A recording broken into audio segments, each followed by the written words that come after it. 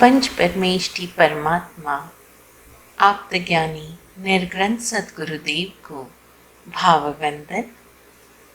सृष्टि के समस्त षट जीव निकाय से प्रतिपल मिल रहे सहयोग के लिए आभार।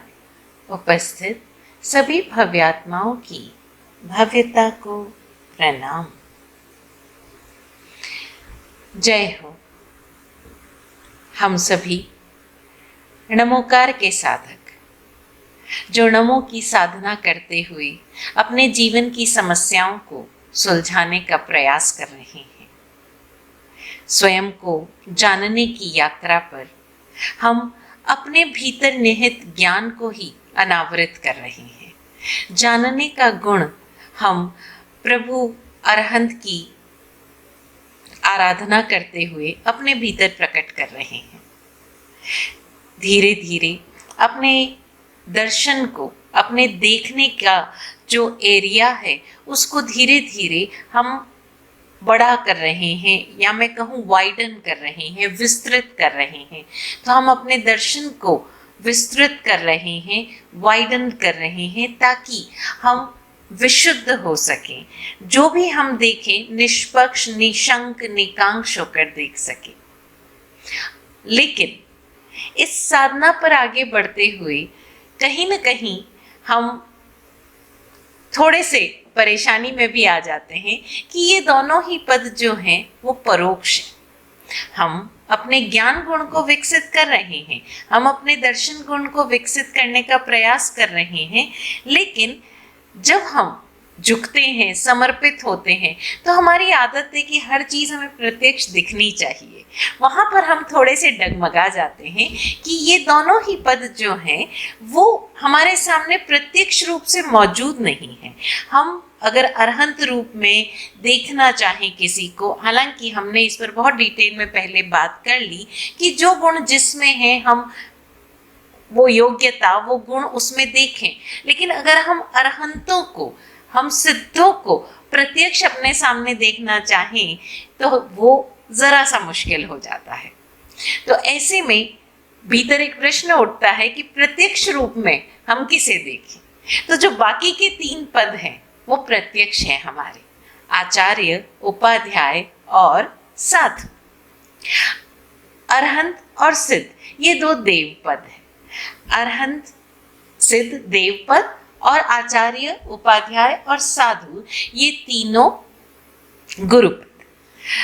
पिछली बार इसी सिलसिले में हमने आगे बात की थी कि कई बार लोग कहते हैं कि हम 5 पदों की हम आराधना करें, या जब हम जाप करें तो हम इन 5 पदों का करें, या जैसे कई लोग 4 पद और जोड़ देते हैं, नमो नाणस, नमो दंसणस, नमो चरितस, नमो तवस, और इसको वो कहते हैं नवकार। अब अगर हम मूल की बात करें, जैसा हमने आपको पहले भी कहा कि हम अपनी तरफ से मंत्र में कुछ भी जोड़ तोड़ कर रहे हैं, वो एक कुछ और ही हो जाता है। यहाँ पर जो मूल नमोकार मंत्र है वो पंच परमेष्टि यानी 5 पदों को नमन किया गया है, और उसकी चूलिका में कहा गया ऐसो पंच नमोकारो। तो ये 5 नमोकार है।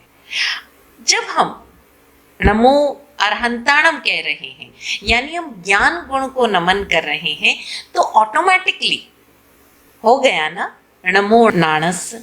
जब हम सिद्धों को नमन कर रहे हैं, उनके दर्शन गुण को नमन कर रहे हैं, अपने भीतर दर्शन गुण को विकसित करने का प्रयास कर रहे हैं, ऑटोमेटिकली हो गया नमो दंसणस। अब हम आते हैं तीसरे पद पर, नमो आयरियाणम। अब एक चीज आपने और नोट की होगी कि ये जो सारे ही पद हैं, जो 5 ही पद हैं, ये सारे के सारे बहुवचनांत है। मतलब सारे के सारे पद एंड में अणम आ रहा है।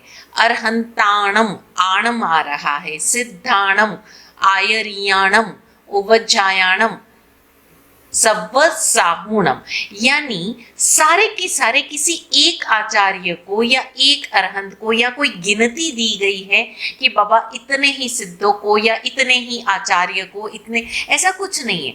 इस सृष्टि में जो भी अरहंत हो चुके, जो भी अरहंत हो चुके उन्हें नमन, जो भी सिद्ध हो चुके उन्हें नमन, और जो भी आचार्य है उन्हें नमन।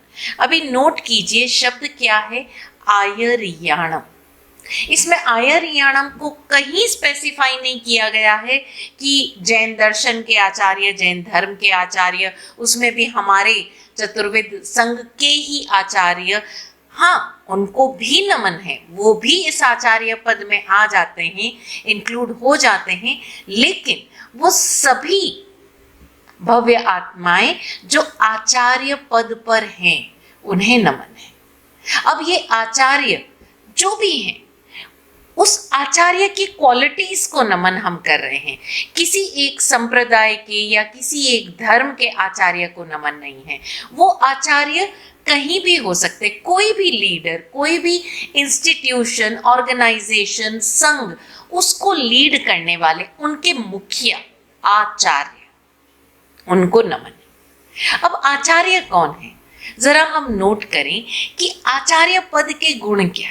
अगर हम धर्म की बात करें तो जो हमारे चतुर्वेद संघ के नायक हैं, पूरे ही संघ को साधु, साध्वी, श्रावक, श्राविका, इन चारों ही पदों को, इन चारों ही जो तीर्थ हैं, इन सभी को लीड करने वाले, इन सभी का एक, मैं अगर आम भाषा में कहूँ तो ख्याल रखने वाले। अब ख्याल का अर्थ ये नहीं कि उनके हम केवल ऊपरी बातों का ध्यान रख रहे हैं, आचार्य की नजर सब पर है। उन्हें ये ध्यान है कि मेरे संग में कौन सा साधु या कौन सी साध्वी या कौन सा सावक या कौन सी साविका, सब पर नजर है। उनकी क्या साधना पद्धति होनी चाहिए, उसको कैसी साधना दी जाए, किसकी क्या योग्यताएं हैं, किसकी क्या वीकनेस है। ऐसा नहीं है कि सभी को एक ही परिपाटी में चला दिया, है ना। आचार्य पूरे गण को साथ लेकर चलते हैं। गण यानी एक ग्रुप, एक ऑर्गेनाइजेशन, एक इंस्टीट्यूशन। अब जरा अगर हम इस गण को थोड़ा सा और फैला लें, है ना, गण यानी ग्रुप। आपने शब्द सुना होगा गणधर, गणेश। गण का जो ईश है वो गणेश, गण को धारण करने वाले गणधर। तो हमारे यहाँ जो शब्द था पहले वो गणधर रहा, 11 गणधर हुए, आपने सब सुने, आप लोग जानते हैं उनके बारे में। अगर मैं और इसको डे टू डे लाइफ में देखूं तो आप देखो किसी भी कंपनी का जो लीडर है, सीईओ है, जो ओनर है, वो हो गया आचार्य। जैसे एक स्कूल का एक प्रिंसिपल हो गया, एक कॉलेज का एक चांसलर हो गया। अगर मैं घर परिवार की बात करूं तो जो घर का मुखिया है, भले परिवार अलग अलग हो लेकिन जो उस परिवार का मुखिया है, जैसे आपने एक और शब्द सुना होगा संघ नायक, कुल नायक, ये सब क्या है, नायक है, लीडर्स है। अब जरा हम नायक की क्वालिटीज को देखें, फिर हम आते हैं कि किस तरह से है। नायक की क्वालिटीज को देखें। सबसे इजी तरीका है नायक की क्वालिटीज याद रखने का या देखने का। आप सभी ने गणेश का चित्र देखा होगा। अब ये चित्र एक प्रतीक है ना। छोटी छोटी आंखें, नाक इतनी लंबी, कान बड़े बड़े, पेट इतना बड़ा, मुंह इतना छोटा सा, राइट। और वाहन क्या, चूहा। अभी अगर प्रैक्टिकली देखें, बच्चे भी कहते ही होंगे आपको, मम्मी आप देखो ना गणेश जी तो इतने मोटे, इतने बड़े, और उनका जो वाहन है यानी व्हीकल जो है वो क्या है, इतना छोटा सा चूहा। अच्छा, फिर बच्चे बात भी करते हैं कि उनके हाथी का सर क्यों है, इतना बड़ा पेट क्यों है, सारी चीजें। लेकिन यह समझने योग्य बात है कि ये जो गणेश का चित्र है ये एक प्रतीक है। गणेश, आप समझना, गण का ईश, पूरे गण का ईश, पूरे गण का लीडर। अब इनकी सारी क्वालिटीज इनके पूरे पिक में छिपी हुई है, इनका जो आप चित्र देखेंगे उसमें छिपी हुई है। गणेश जी, उनकी आंखें कितनी छोटी छोटी लेकिन बड़ी पैनी, सूक्ष्म। उनकी दृष्टि इतनी दूर तक जाती है, वो सबको देख पाते हैं कि मेरे ग्रुप में किसकी क्या कमजोरी है, किसकी क्या स्ट्रेंथ है, और वो उसी हिसाब से उसको वो रिस्पॉन्सिबिलिटी देते हैं।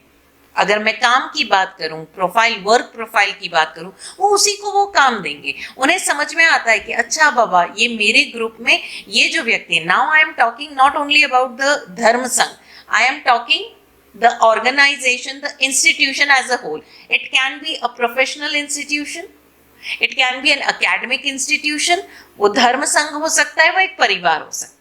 लेकिन आप जरा नोट करना, जो मुखिया है, जो लीडर है, उसकी आंखें बड़ी पैनी होती है, उसकी जो दृष्टि है वो इतनी पैनी है, वो अच्छी तरह से जानता है कि पापा मेरे ग्रुप में ये जो व्यक्ति है, ये जो पर्सन है, या अगर मैं धर्म संघ की बात करूं तो ये जो साधु साध्वी है, ये बहुत अच्छा कम्युनिकेट कर सकता है, ये किसी को भी बहुत अच्छे से कोई बात समझा सकता है, इसका एक्सप्रेशन बहुत अच्छा है।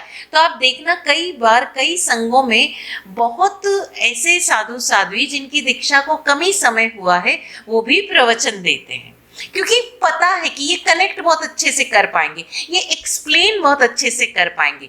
इसका अर्थ ये नहीं है कि जो साधु साध्वी प्रवचन नहीं दे रहे हैं वो उतने इंटेलिजेंट नहीं है, या उन्हें उतना ज्ञान नहीं है, या उन्हें सूत्र या शास्त्र का ज्ञान नहीं है। ज्ञान हो सकता है उनसे बेटर हो, लेकिन आचार्य जी को पता है कि जो ग्रुप लीडर है उसे पता है कि ये जो बंदा है ना, इसका कन्विंसिंग पावर अच्छा है, ये बहुत अच्छे से कन्विंस कर पाएगा, ये बहुत अच्छे से समझ पाएगा। तो एक तरह से जैसे हम कंपनीज में देखते हैं, जब कोई बंदे को हायर किया जाता है, उनको वो पीआरओ की पोस्ट दी जाती है, पब्लिक रिलेशन की, कम्युनिकेशन की, या ग्रुप में वो एचआर में जाएंगे, उन्हें पता है कि ये सारे ही लोगों से अच्छी तरह से कम्युनिकेट कर पाएगा। उनकी दृष्टि बहुत ज्यादा पैनी है, वो व्यक्ति को जानते हैं, उसकी योग्यता को जानते हैं। कोई कोई पर्सन उन्हें पता है कि भाई ये काम में परफेक्ट है, लेकिन ये कम्युनिकेट नहीं कर पाता, तो वो उसको एक ऐसी पोस्ट देंगे जहां पूरा की पूरा एडमिनिस्ट्रेशन वो संभालेगा,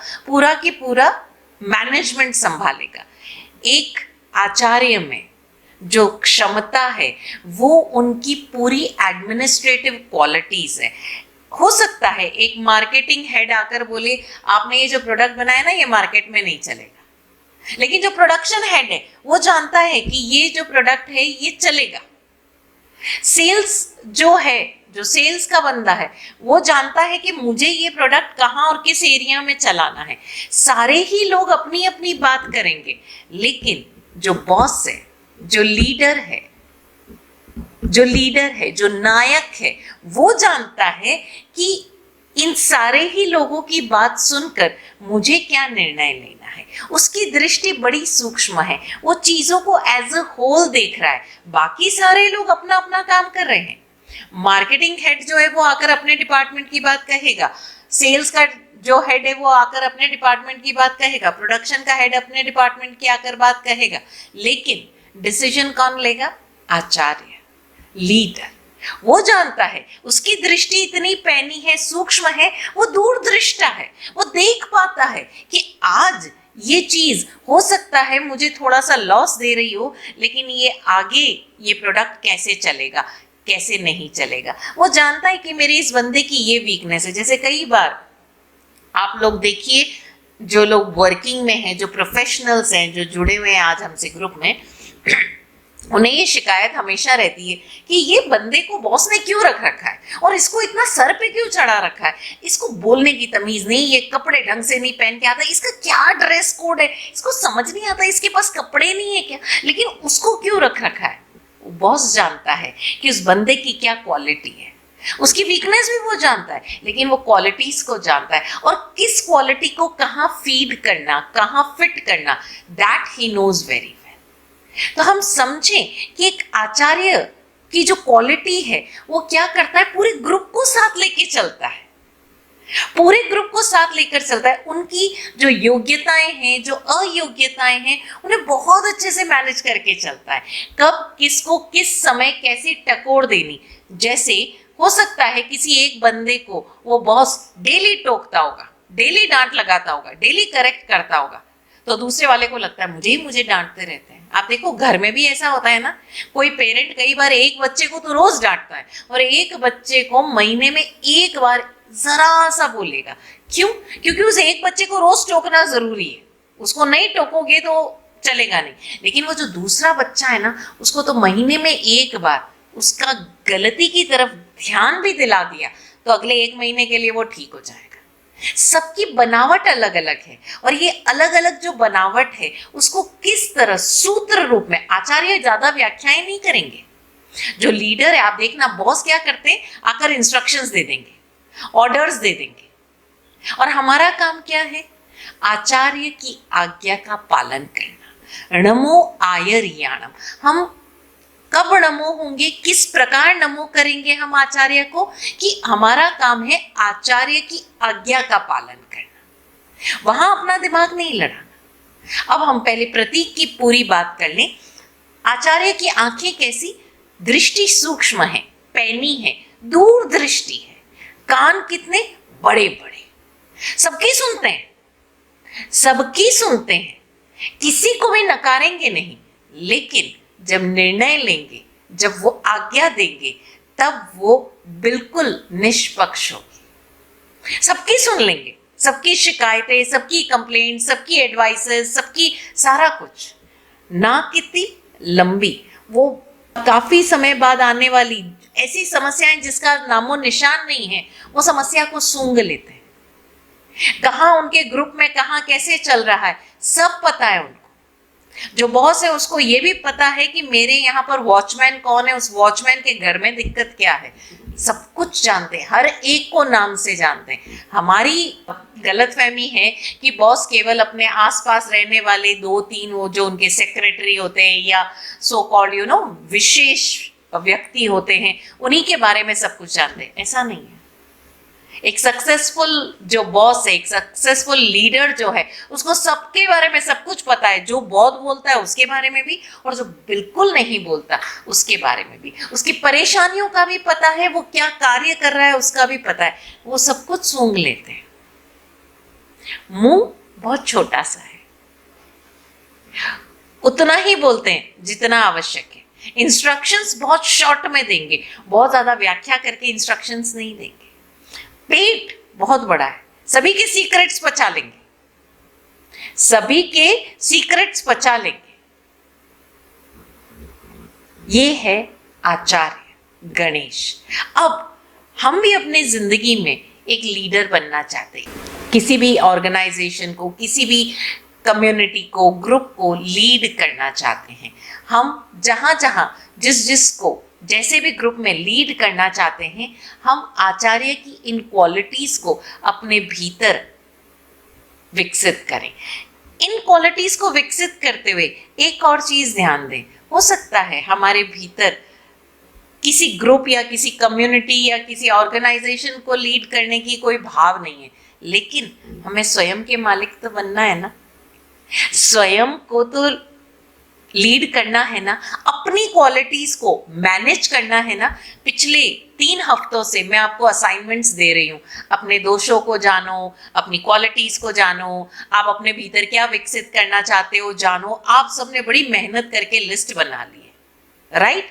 अब ऐसा तो होगा नहीं कि कोई घुट्टी आप पीस लोगे, आज मैं आपको कोई चमत्कार दे दूंगी, आप पीस लोगे और आपके भीतर वो सारी क्वालिटीज विकसित हो जाएगी रातों रात। ऐसा तो नहीं होगा, लेकिन हो सकता है। कैसे? आपको अपनी उन सारी कमजोरियों और अपनी उन सारी योग्यताओं को मैनेज करना है, उसका बड़े आराम से अपने जीवन में एक बहुत सही बैलेंस के साथ उनको मैनेज करना है। आपको समझ में आए कि मुझे अपनी कौन सी योग्यता को कब, कहाँ, कितना प्रेजेंट करना है। क्योंकि कई बार क्या होता है कि आप अपने बारे में बहुत ज्यादा बताते हो तो लोग कहते हैं अरे भाई तू अपना मैं पुराण ही गाती रहेगी, अपना ही मैं पुराण गाते रहोगे क्या। और कई बार आपकी उन योग्यताओं का आपको डर रहता है कि लोग फायदा ना उठा लें, फिर उसी चक्कर में कई बार कमजोरियां इतनी हाईलाइट हो जाती है कि आपको समझ ही नहीं आता कि मैं क्या करूं, इनका कैसे बैलेंस हो। आप अपने मालिक कैसे बने, अपनी उन क्वालिटीज या इम्परफेक्शंस को किस तरह एडमिनिस्टर करें, आपकी जो एडमिनिस्ट्रेशन क्वालिटी है वो विकसित हो जाए। किस तरह से आप पूरी की पूरी अपनी उस दिनचर्या को, अपने मन के उन सारे फियर्स, डिजायर्स, इमोशंस, इन सबको कैसे मैनेज करें, कैसे आप अपने मालिक आप बने, कैसे आप अपने लीडर खुद बने। नमो आयरियाणम, ये पद आपको सिखाता है। और गणेश की उस तस्वीर को, उस मूर्ति को अपने समक्ष रखें। अभी हाल ही में आप में से कई लोग गणेशोत्सव में आपने भाग लिया है। जिसने लिया है, अगली बार जब भी आप गणेश की मूर्ति के समक्ष जाएं, वो क्या है क्या नहीं है, वो हिंदू देव है देवी है, उन सब से परे इस बार एक नई दृष्टि से गणेश की मूर्ति को देखें, गणेश की तस्वीर को देखें और वो सारी क्वालिटीज को अपने भीतर आपको किस तरह डेवलप करना है उस पर ध्यान केंद्रित करें। और ये प्रार्थना करें कि हे गणेश, जिस तरह आपने ये क्वालिटीज आपके भीतर पूर्ण रूप से विकसित की है, आपकी ये क्वालिटीज मेरे भीतर भी विकसित हो, इसके लिए आपका आभार। उनका सहयोग और उनकी कृपा आपको मिलती रहे, इसके लिए आभार। अब आप क्या कर रहे हो, इस पूरे यूनिवर्स में जो भी कोई आचार्य है, चाहे वो कहीं का भी आचार्य क्यों ना हो, आप उनकी क्वालिटीज का आह्वान कर रहे हैं। देखिए, हर ऑर्गेनाइजेशन की बनावट, उसका मोटिव, उसका मिशन, उस ऑर्गेनाइजेशन को बिल्ड करने का जो मेन एम रहा है वो अलग है। ऑब्वियसली एक स्कूल का जो एम है वो एक इंजीनियरिंग कॉलेज का नहीं है, जो एक इंजीनियरिंग कॉलेज का है वो एक इंडस्ट्री का नहीं है, जो एक इंडस्ट्री का है वो एक परिवार का नहीं है। तो हर किसी के जो मुखिया है उनकी क्वालिटीज कुछ अलग होगी। आपको अपने भीतर जो क्वालिटीज डेवलप करनी है, लेकिन बेस में सारी यही क्वालिटीज होगी। उन क्वालिटीज को आप फोकस करें और अपने भीतर डेवलप करें। आप चाहे तो उस मुखिया को, क्योंकि हमने बात की ना प्रत्यक्ष पद की, उस मुखिया को, उस लीडर को, उस बॉस को, उस आचार्य को अपनी नजरों के समक्ष रखें, भावपूर्वक उसकी परिक्रमा करते हुए उसको वंदन नमन करें और उसके सहयोग का आह्वान करें। आपको प्रत्यक्ष अप्रत्यक्ष रूप से वो सहयोग मिलेगा, क्योंकि आप आह्वान कर रहे हो तो वो मिलेगा ही। ये आप करके देखिए। अब हम बात करते हैं आगे। क्लियर हुआ आई सपोज कि हम किस तरह से आचार्य को, अब कई बार बात आती है कि क्या हम जो भी ये बॉस है, जो भी आचार्य हैं, हम इनको नमन करें। हमारे लाइफ में कितनी प्रॉब्लम्स है। कई लोग कहते हैं महाराज साहब हम इतनी मेहनत करते हैं, मैं इतना काबिल हूँ, लेकिन मेरा प्रमोशन ही नहीं होता। मैं सब कुछ करके देता हूँ, बॉस मेरे काम में कोई गलती नहीं निकालते, लेकिन इतने समय हो गए ना तो मेरा अप्रेजल हो रहा है ना मेरा प्रमोशन हो रहा है। घर परिवार में भी देखें, कई बार घर परिवार के जो, अगर एक परिवार में 3-4 बेटे या बहुएं या बेटियां हैं, वो कहेंगे मैं इतना काम करता हूँ, पापा मेरी हर चीज को सराहते हैं, लेकिन क्यों नहीं मुझे प्रमोट करते या मेरी बात को सही क्यों नहीं कहते, मम्मी जी तो उन्हीं की बात को सही मानती है। हम जरा समझें, आपकी जो एबिलिटीज है, आपकी जो क्वालिटीज है, आपका रोल मात्र इतना है कि आप उनके अनुरूप कार्य करते, टू द परफेक्शन 100% अपना दे दें, लेकिन निर्णय क्या और कैसे लेना है ये निर्णय मुखिया का है। हमें कई बार लगता है हमारे जो घर के मुखिया, उनको कुछ समझ ही नहीं है, वो कुछ भी बोल देते हैं, अरे आज जमाना कितना बदल गया, आपके टाइम में ये होता होगा। अब आप क्या कर रहे हो, जो आपके घर का मुखिया है, जो लीडर है, उसमें कोई ना कोई तो क्वालिटी होगी, तब आज वो इस पोस्ट पर है। आप उस पोस्ट का अपमान कर रहे हो, आप उस पोस्ट का अपमान कर रहे हो। वो बंदा जिसको लगता है कि मेरे बॉस को कोई समझ नहीं है, किसको इसको इसने बॉस बना दिया, अरे ये तो क्या है कि हमारे मतलब ओनर का बेटा है इसलिए इसको सीईओ बना दिया, इसमें तो बिल्कुल भी लक्षण नहीं है, बोलते हो ना, इसमें तो जरा भी कोई क्वालिटीज नहीं है, इसमें तो कुछ है ही नहीं, बस बेटा है इसलिए उस जगह पर आ गया, उस बॉस की पोस्ट पर आ गया। अरे इससे तो ज्यादा क्वालिटीज मेरे अंदर है, या इससे ज्यादा क्वालिटीज तो इस फला व्यक्ति में। लेकिन हम समझें कि अगर वो बंदा बॉस की पोस्ट पर है तो इसका अर्थ है कि उसमें कोई क्वालिटीज होंगी जिसके कारण वो उस पद पर पहुंचा है। आपको उस पद का सम्मान करना है। अगेन, हम यहाँ व्यक्ति की बात नहीं कर रहे, हम उस पोस्ट की बात कर रहे हैं। कई बार तो वो जो पोस्ट होती है ना, वो पोस्ट अपने आप उस व्यक्ति के भीतर वो एटीट्यूड, वो डिसीजन पावर, वो दूरदृष्टि ले आती है। जो भी हो, जैसा भी हो, अगर आप उस ऑर्गेनाइजेशन, उस इंस्टीट्यूशन का हिस्सा हो, तो आपकी ड्यूटी, रिस्पॉन्सिबिलिटी बनती है कि आप उस पोस्ट पर, यानी जो लीडर है, जो जो आपका जो वॉट एवर इट इज, जैसे कई बार एक पूरी बड़ी कंपनी में कुछ डिपार्टमेंट्स होते हैं, उस डिपार्टमेंट्स में भी कुछ ग्रुप्स होते हैं, कुछ वो बनाए जाते हैं। आपका जो भी इमीडिएट बॉस है वो लायक है चाहे नहीं है, आपका कार्य है उसकी आज्ञा को फॉलो करना, उसके इंस्ट्रक्शंस को। अब यहाँ पर एक बड़ी कॉन्फ्लिक्ट वाली बात आती है, वो आती है कि मानस साहब ऐसे तो कैसे चलेगा कि बाबा हमारा बॉस, हमने जनरल मैनेजमेंट का नियम सुना है, your boss is always right and if the boss is wrong refer to rule number 1, that boss is always right. तो ऐसे कैसे, हम क्या मतलब अंधभक्त बन जाएं? क्या हमारी योग्यता का कोई महत्व नहीं? यहाँ समझने योग्य बात है, और ये बात हर बॉस के लिए लागू होगी, चाहे वो परिवार का लीडर हो, चाहे वो इंस्टीट्यूशन का हो, चाहे धर्म संघ का हो, चाहे कहीं का भी हो। जो भी लीडर है आपका, छोटे group, then first, then immediate boss, then उसके ऊपर बॉस, देन उसके ऊपर बॉस, ये हर के लिए लागू होगा। सिंपल सी चीज है, हम समझें कि वो बॉस जो आज्ञा दे रहा है, यानी जो इंस्ट्रक्शन दे रहा है, वो आपको फॉलो करने हैं without any conflict, without any dos and don'ts. Yes, एक बार आप अपनी राय, एडवाइस दे सकते हैं, उसके बाद without any dos and don'ts आपको उसकी आज्ञा फॉलो करनी है। व्हाई? बिकॉज वो उस पोस्ट पर है और उस पोस्ट के पास अथॉरिटी है। अंडरस्टैंड? मालिक सदा अधिकारी होता है, उसके पास वो अथॉरिटी, उसके पास वो राइट है, आपको उसकी वो आज्ञा, वो जो कर्म आज्ञा है, उसे फॉलो करना है। लेकिन इसके साथ ही एक समझे एक चीज कि बॉस की अपनी खुद की भी कुछ बिलीफ सिस्टम्स है, कुछ मान्यताएं हैं, वो कोई एक पर्टिकुलर वो उसके जो भी जिंदगी में अपने फॉलो करता है। जरूरी नहीं है कि आप उन सारी मान्यताओं को आप भी यस मैन बनकर माने। उस पोस्ट से संबंधित जो भी आज्ञा है, जो भी इंस्ट्रक्शंस है, आप वो जरूर माने, ये है कर्म आज्ञा।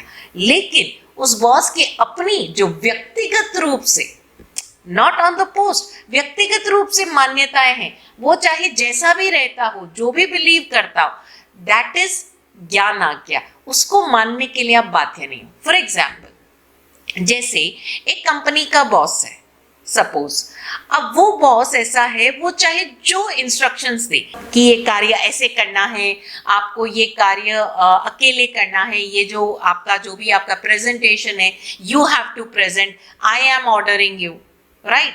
अब वो बंदा उस काम के लिए शायद नियत भी नहीं है, ये उसका वर्क प्रोफाइल भी नहीं है, लेकिन अगर बॉस ने कह दिया है कि कल का प्रेजेंटेशन तुम करोगे, तो तुम्हें विदाउट एनी चॉइस तुम्हें वो प्रेजेंटेशन करना है, उसमें अपना 100% दे दो। Then you can't question your boss, why do I need to do the presentation. कुछ सोच समझ के कहा होगा उसने, राइट। लेकिन एज अ पर्सन उसकी अपनी मान्यता है कि बाबा वो ड्रिंक करता होगा या स्मोक करता होगा, या चलिए वो पर्टिकुलर एक फिलॉसफी को मानता होगा।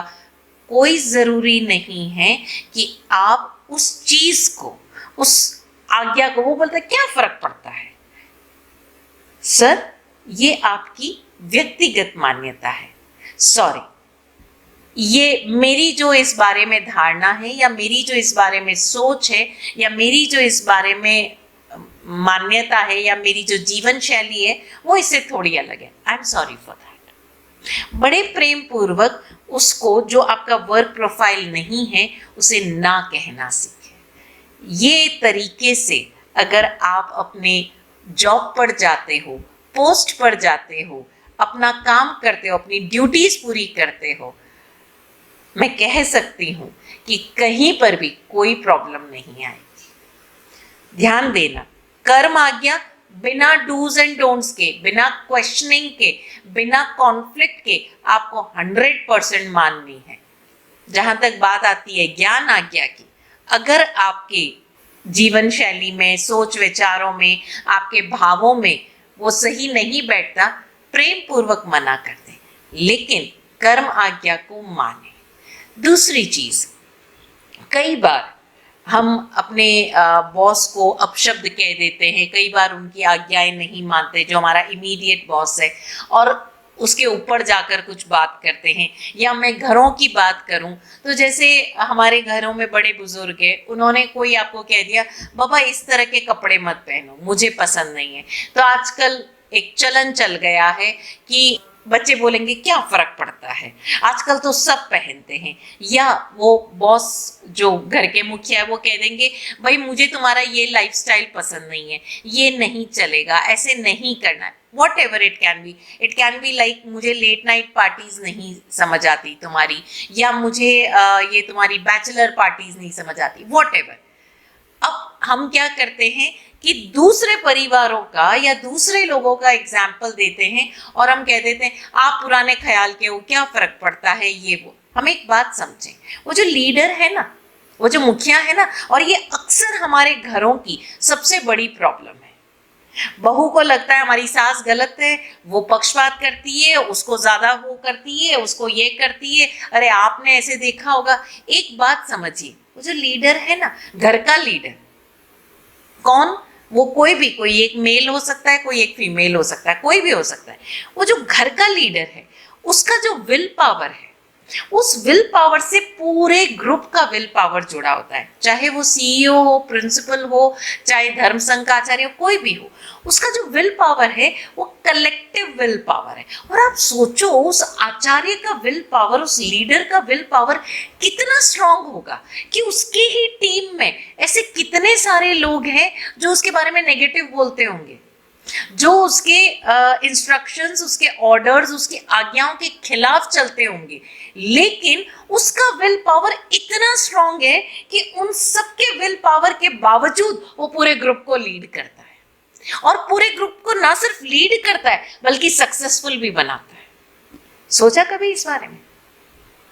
चाहे परिवारों में आप देख लो, घर के सारे सदस्य उस मुखिया के किसी एक डिसीजन के पक्ष में हो, ये जरूरी नहीं है, लेकिन वो मुखिया उस सबके नेगेटिविटी को भी सहन करता है, सबके विरोध को भी सहन करता है, स्टिल उसका विल पावर स्ट्रांग है। क्योंकि वो विल पावर, समझना इस चीज को, वो जो विल पावर है ना, वो उस मुखिया के एक इंडिविजुअल व्यक्तित्व का विल पावर नहीं है, वो उस पोस्ट का विल पावर भी है, वो एक कलेक्टिव विल पावर है। अब जब आप उसकी आज्ञा को ठुकराते हो, जब उसका अपमान करते हो, तो आप इस पूरे कलेक्टिव विल पावर को अपने आप से डिस्कनेक्ट कर देते हो। उस पूरे कलेक्टिव विल पावर को नुकसान पहुंचाते हो, उस पूरे कलेक्टिव विल पावर के प्रति आप अपना एक डिसरिस्पेक्ट शो करते हो। अब जब आप उसको हर्ट करते हो, तो क्या उस व्यक्ति से, उस पोस्ट से आपको दुआ, आशीर्वाद, सहयोग मिलेगा? अक्सर जब हमारे सामने इस तरह के प्रश्न आते हैं, और मैं आपको सही बात कह रही हूं, ये मेरे अपने अनुभव का विषय है कि मेरे बड़े बुजुर्गों ने भी मेरी बहुत सारी चीजों को रोका है, टोका है, उन्होंने मना किया है। कई बार मुझे डांट भी उठती थी, अरे तुम आते ही नहीं हो मिलने, ये नहीं, सॉरी अगली बार ध्यान रखूंगी। वो बोलते ऐसे कपड़े नहीं पहनना, ओके सॉरी ध्यान रखेंगे। इतना सा कहा, इसमें क्या हुआ, उनका आशीर्वाद आपसे कनेक्ट हो गया, उनकी दुआ आपसे कनेक्ट हो गई, और धीरे धीरे वो आपके सहयोगी हो गए, और आपकी उन कमियों और गलतियों को माफ भी कर देंगे।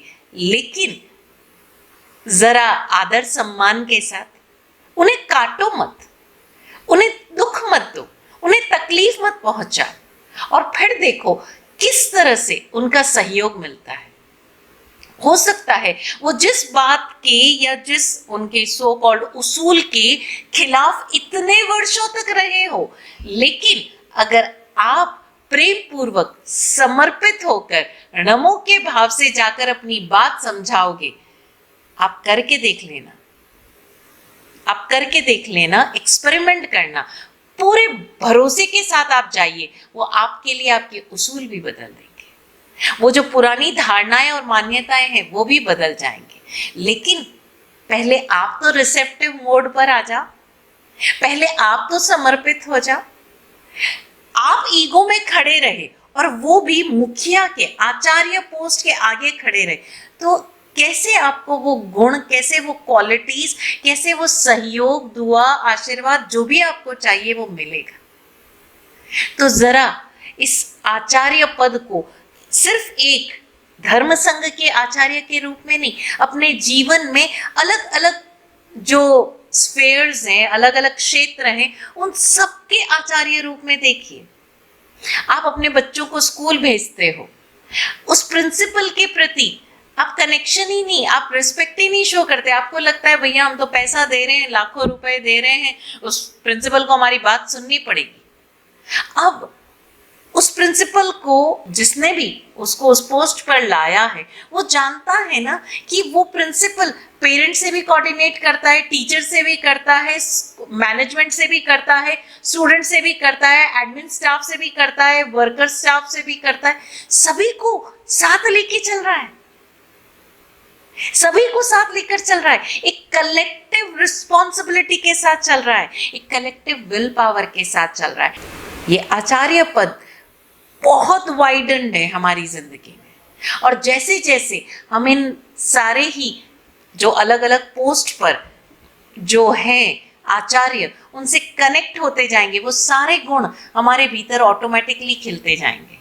आप देखना कभी अपने घर के मुखिया को, हमें कई बार लगता है ये क्या फैमिली है, ये पापा जी तो ऐसे करते, देखो इस घर में अक्सर महिलाएं हमारे पास आती है। अभी कुछ दिन पहले मैं कोई सेशन ले रही थी और उसमें काफी एक एजेड महिला थी, उनका ये सवाल था हमारा सा, ये ऐसे कैसे है फैमिली में, एक बंदा तो इतना काम करता है, एक बिल्कुल काम नहीं करता, एक को देखो सुबह से शाम ऑफिस में ही रहता है और दूसरा है कि बस घूमता ही रहता है। अरे बाबा, आप महिलाएं घर पे बैठकर सोच रही हो, कभी आप ऑफिस गए? आपको पता है कि जो बाहर घूम रहा है वो क्या कर रहा है? अरे बाबा, वो कॉन्टैक्ट्स बना रहा है, वो उसके सोशल रिलेशंस इतने ज्यादा है कि वो हंसी मजाक करते करते, फोन करते करते कब डील कर देता है आपको पता ही नहीं, लेकिन वो हमेशा बाहर घूमता हुआ मिल रहा है।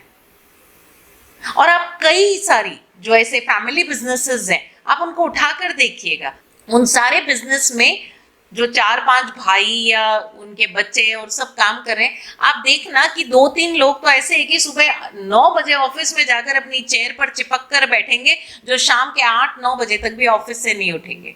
और 1-2 लोग उस पूरी फैमिली के ऐसे होंगे कि उनका काम ही है कि आज इस पार्टी में गए, आज इस सोशल गैदरिंग में गए, आज यहाँ पर मुख्य अतिथि बनकर गए, आज इस शादी को अटेंड करने गए, आज फला साधु साध्वी संघ के जो चौमासे हैं वहां पर दर्शन करने गए। और आप बोलोगे इनके बड़े मजे हैं भाई, जब देखो तब बाहर घूमते रहते हैं, आज देखो रोज की ये तो फ्लाइट ट्रैवल्स करते हैं, एक हमारे पति देव है जो कुर्सी पर चिपके बैठे, इनको तो कहीं आने जाने का ही नहीं है। बाबा, ये उनकी क्वालिटी है कि वो व्यक्ति उस पूरे परिवार का, वो सिर्फ खुद को रिप्रेजेंट नहीं कर रहा है, वो पूरे परिवार को रिप्रेजेंट कर रहा है कि वो परिवार का व्यक्ति जब वहां उन सब जगह जाता है तो एक सोशल इमेज उस पूरे ही फैमिली की, उस पूरे बिजनेस ग्रुप की बनती है। तो कभी भी किसी पर कोई कमेंट करने से पहले 4 बार सोचिए। अपने परिवार में, अपने परिवार के मुखिया की कोई बात टालने से पहले, इसका अर्थ ये नहीं है, मेरी बात ध्यान रखना, कर्म आ गया और ज्ञान आ गया, इसका अर्थ ये नहीं है कि जो बिलीफ सिस्टम, जो मान्यताएं आपके मुखिया की रही है आप उसे फॉलो करें। हो सकता है कि जो परिवार का मुखिया है वो किसी गुरु की भक्ति करता है, जो बच्चा है वो किसी और को गुरु के रूप में देख रहा है, तो उसका अर्थ ये नहीं है, लेकिन ये भी अधिकार उस बच्चे को नहीं है कि वो उस परिवार के मुखिया का जो गुरु है उसका अपमान करे या उसके बारे में अपशब्द कहे। तुम्हें नहीं उन्हें गुरु रूप में देखना है, फाइन, लेकिन एक सोशल ऑर्डर तो निभाइए, एक सामाजिक आज्ञा तो निभाइए और उन्हें वही सम्मान दीजिए जो एक मुखिया के गुरु का सम्मान होता है। जैसे हम कहते हैं ना, राज पुरोहित का सम्मान होता है। पहले पुराने जमाने में जो राजा का मेन जो मुख्य गुरु होता था उसे कहते थे राजगुरु, अब वो पूरी नगरी का गुरु हो जाता है। इसका अर्थ ये नहीं है कि उस नगरी का हर नागरिक उन राजगुरु को अपने व्यक्तिगत या अपने गुरु के रूप में देखे, लेकिन वो राजगुरु है, वो राजगुरु है। उस राजगुरु का सम्मान तो हर नागरिक को देना ही है। उस राजपुरोहित का सम्मान उस राजपुरोहित को, हर नागरिक को देना ही है। उसी तरह से जो परिवार का, इंस्टीट्यूशन का, ऑर्गेनाइजेशन का जो मुखिया है, उस पोस्ट को सम्मान दीजिए, उस विल पावर से अपना विल पावर जोड़िए, फिर देखिए जीवन में आपको सक्सेस कैसे मिलती है, कैसे आपके प्रमोशंस होते हैं, कैसे आपका अप्रेजल होता है, क्योंकि आपने अपना जो अहम है वो झुका दिया। नमो के साधक हैं आप। प्रश्न कीजिएगा, अगली बार जहां पर भी आप ऐसे सीधे तन के खड़े हो, अपने आप से सवाल कीजिएगा। अब आज का असाइनमेंट मैं भूलती नहीं हूं। आप लोग करते हैं या नहीं करते हैं ये आपके ऊपर है, लेकिन मैं नहीं भूलती। सभी लोग अपनी एक व्यक्तिगत लिस्ट बनाएं। आप कितने कितने संगठनों से, संघों से जुड़े हुए हैं, वहां कौन कौन लीडर की पोस्ट पर है।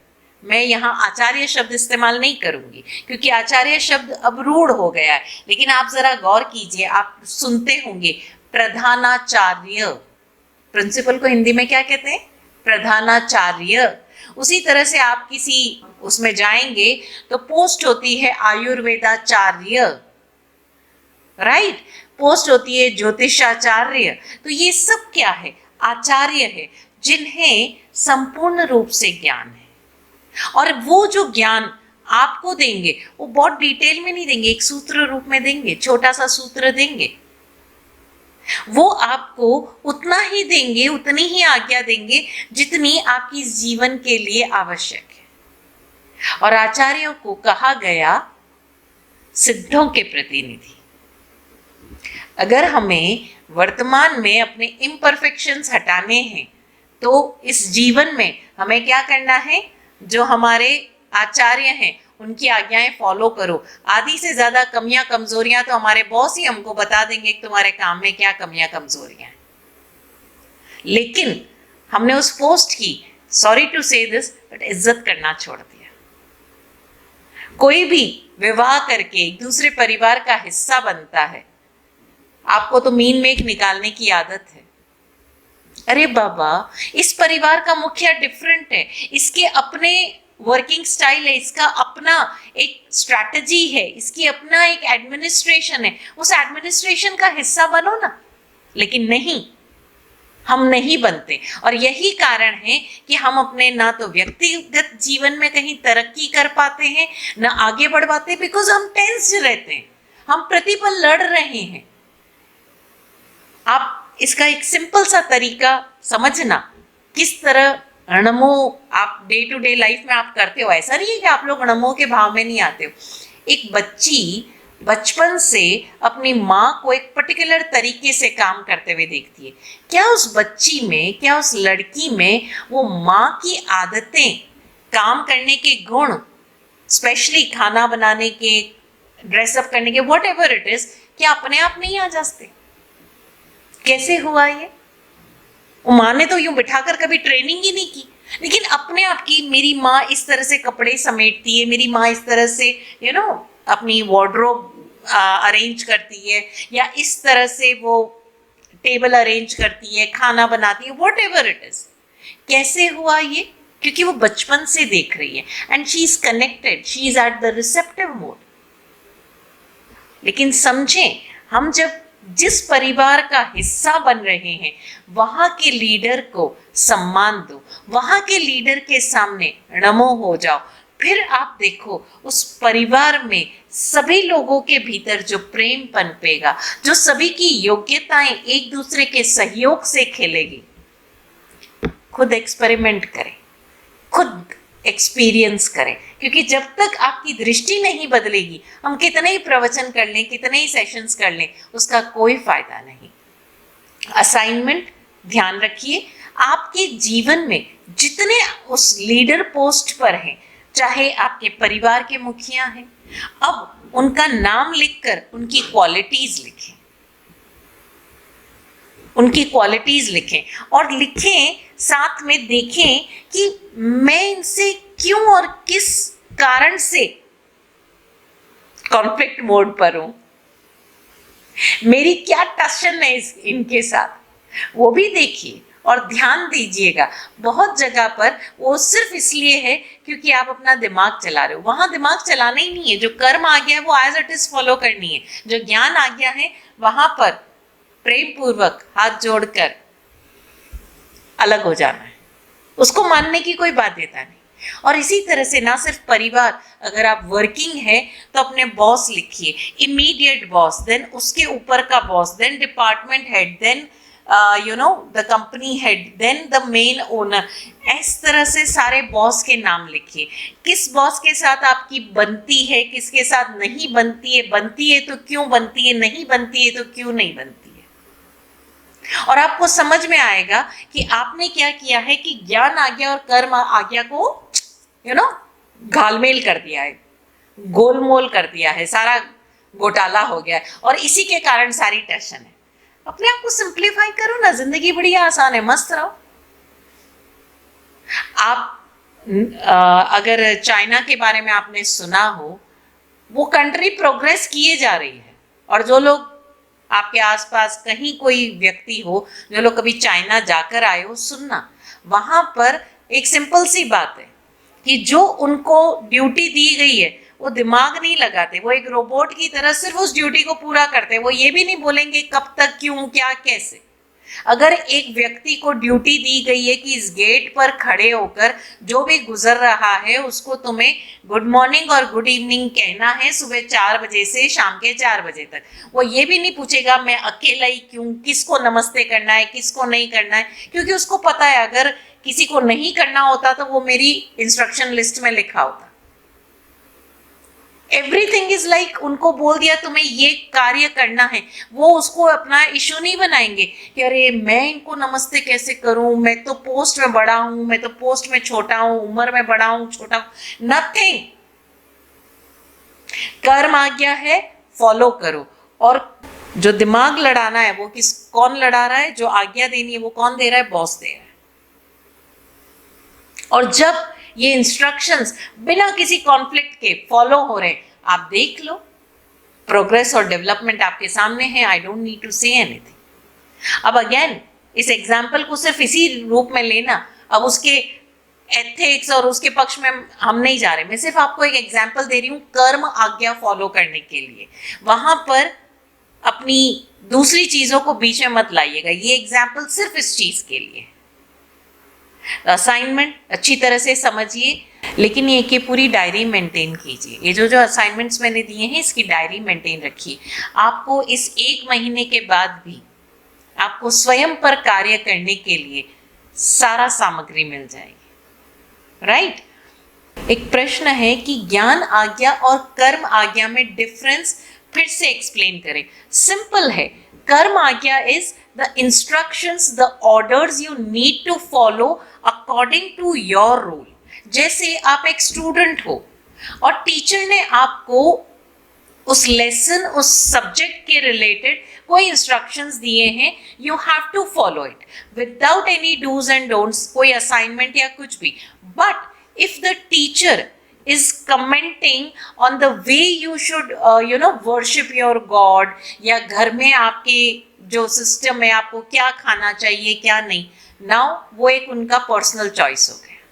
हाँ, आप स्कूल में क्या पहन कर आते हो, क्या लेकर आते हो, उन सब के ऊपर इंस्ट्रक्शंस देने का, ऑर्डर देने का अधिकार टीचर का, और वो आपको फॉलो करना ही होगा। अगर वो आपको कहते कि इस पर्टिकुलर तरीके से बाल बनाकर आइए, इस पर्टिकुलर हाइट का या लेंथ का आप स्कर्ट पहनिए, इस पर्टिकुलर तरीके से आपके शूज होने चाहिए, बिल्कुल आपको वो कर्म आज्ञा फॉलो करनी ही है without any dos and don'ts. आप कंफर्टेबल हो चाहे नहीं हो, लेकिन आपके व्यक्तिगत रूप में कि आपके घर में आपको क्या करना चाहिए, कैसे कपड़े पहनने चाहिए, वो आपको कहीं बाहर देखे आपके पेरेंट्स के साथ, एंड देन कोई कपड़ों पर कमेंट हो या आपके धर्म को लेकर कोई कमेंट हो, उसको फॉलो करने का आप बाध्य नहीं हो।